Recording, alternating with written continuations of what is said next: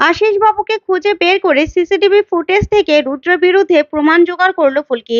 হ্যাঁ বন্ধুরা, এমনটাই দেখা যাবে। তাই সম্পূর্ণ জানতে ভিডিওটিতে লাইক দিয়ে চ্যানেলটি সাবস্ক্রাইব করে দেখতে থাকুন। গল্পের শুরুতেই দেখা যাবে ফুলকি আর রোহিত পুজো দিতে যায়। তারপরে দুজন পুজো দিতে থাকে। তখন রোহিত ফুলকিকে বলতে থাকে, ফুলকি, আমাদেরকে সাবধানে যেতে হবে, বুঝতে পেরেছো? আমাদেরকে আরো সাবধান থাকতে হবে। কারণ রুদ্র একভাবে না একভাবে জেনেই যাবে যে আমরা দিল্লি যাচ্ছি। ওর কিন্তু সোর্স আছে। আর দিল্লিতেও ওর সোর্স রয়েছে। না হলে কিন্তু তুমি যেগুলো বলছো সেগুলো কিন্তু সম্ভব হতো না। বুঝতে পেরেছো? তাই আমাদেরকে সাবধান থাকতে হবে। তখন ফুলকি বলতে থাকে, হ্যাঁ স্যার, কিন্তু কোনো না কোনো প্রমাণ আমরা ঠিক পাবো। আমি জানি। আমাদের মাকারি নিরাশ করবে না। তখন এই কথা বলে ফুলকি বলতে থাকে, এবার জামাইবাবুকে আমি কিছুতেই জেল থেকে বেরোতে দেব না। কিছুতেই না। তখন এই কথাগুলো বলতে থাকে ফুলকি। ওইদিকে দেখা যাবে রোহিত আর ফুলকি পুজো দিতে থাকে। অন্যদিকে দেখা যাবে ঈশিতাকে রুদ্র বলতে থাকে, ঈশিতা, তোমার ফোনটা দাও। তারপর ফোনটা নিয়ে জামাল ভাইকে ফোন করে রুদ্র। আর ফোন করে বলতে থাকে, জামাল ভাই, রুদ্ররূপ সান্যাল। তখনই জামাল ভাই বলতে থাকে, রুদ্ররূপ বাবু? আর তেওয়ারি যে বললো আপনি নাকি জেলে? তখন রুদ্র বলতে থাকে, হ্যাঁ হ্যাঁ, আমি জেলে। কিন্তু জেল থেকে বেরিয়ে যাব। কিন্তু আপনাকে একটা খবর দেওয়ার আছে। ওই যে রোহিত আর ফুলকি, ওরা কিন্তু দিল্লি যাচ্ছে। যে 5 বছর আগের সেই তথাকথর মৃত্যুর রহস্য জানতে। ঠিক আছে? ওরা যেন কোন রকম কোনো প্রমাণ না পায়। আপনাকে সেটা দেখতে হবে। বুঝতে পেরেছো? তখনই জামাল ভাই বলতে থাকে, ঠিক আছে ঠিক আছে, আমি দেখে নেব। ওইদিকে তখনই থানায় অংশুমান চলে আসে। তখন অংশুমানকে দেখে ভয় পেয়ে যায় বড়বাবু। আর বলতে থাকে, এ কি অংশুমান, তুমি এত তাড়াতাড়ি চলে আসলে? তখন অংশু বলতে থাকে, কেন স্যার? আমি তাড়াতাড়ি আসাতে আপনার বোন হয় খুব বেশি সমস্যা হয়ে গেল? তখনই বড়বাবু বলতে থাকে, না না, এটা কেমন কথা বলছো? তখন অংশু বলতে থাকে, হ্যাঁ হ্যাঁ, সবকিছু ঠিক আছে তো?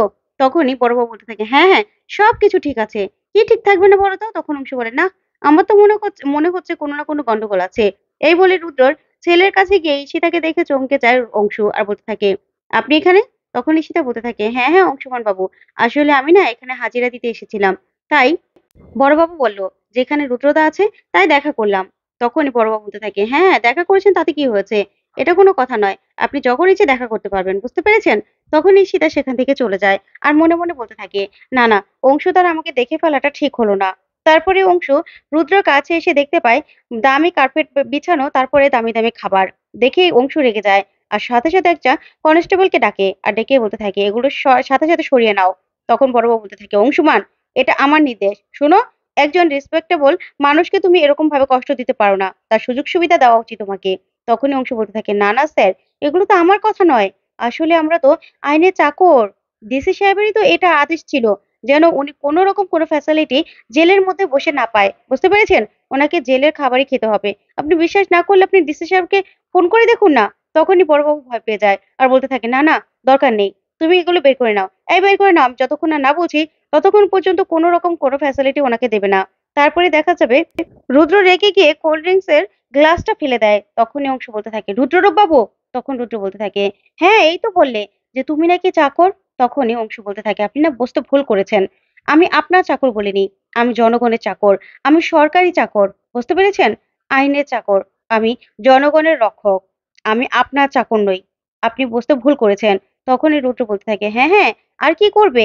আর তো মাত্র 2টো দিন। আমাকে আটকে রাখতে পারবে না। তখন অংশু বলতে থাকে, শুনুন, এত না চ্যালেঞ্জ ছুড়ে দেবেন না। তাহলে এমনও হতে পারে যে আপনার সারা জীবন জেলে কাটাতে হবে। না পারবেন গিলতে, না পারবেন উবড়াতে। বিরিয়ানি হোক আর যাই হোক। তখন এই কথা শুনে রুদ্র রেগে যায়। তারপরে অংশু সেখান থেকে চলে যায়। ওদিকে দেখা যাবে রোহিত আর ফুলকি পুজো দিয়ে বাড়িতে আসে। তারপরে দিল্লি চলে যায়। তারপরে দেখা যাবে পান্ডেজির সঙ্গে দেখা করতে যায় রোহিত আর ফুলকি। তখন পান্ডেজির সঙ্গে দেখা করলে রোহিত ফুলকিকে দেখে পান্ডেজি বলতে থাকে, আরে তোমরা তোমরা এসো এসো। তারপরে ফুলকি বলতে থাকে, স্যার আমাদের হাতে বেশি সময় নেই। আমাদের হাতে সময় খুব কম। আচ্ছা, আমরা যে বড়দার মৃত্যুর ব্যাপারে তদন্ত করতে বলেছিলাম, কোনো কিছু কি আপনি পেয়েছেন?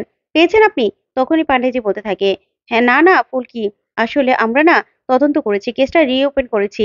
কিন্তু সেই সাক্ষীরা কোনো কিছু আর বলতে পারছে না। নতুন করে কোনো রকম কোনো তথ্য আর পাইনি। তখন রোহিত বলতে থাকে, স্যার আপনি বুঝতে পারছেন না আমাদের উপর দিয়ে কি যাচ্ছে? ওই রুদ্রবাবু বাবু আমাদেরকে মেরে ফেলার জন্য উঠে পড়ে লেগেছে। পুরো রায়চৌধুরীর পরিবারকে শেষ করে দেবে। তখনই সবটা পান্ডেজিকে খুলে বলে রোহিত। তখন পান্ডেজি বলতে থাকে, কি বলছো তোমরা? এত সাংঘাতিক ওই লোকটা? তাহলে তো বেশ সাংঘাতিক ব্যাপার। তখন রোহিত বলতে থাকে, হ্যাঁ স্যার, এবার তো আমাদের যে কোনো একটা প্রমাণ নিয়ে যেতেই হবে।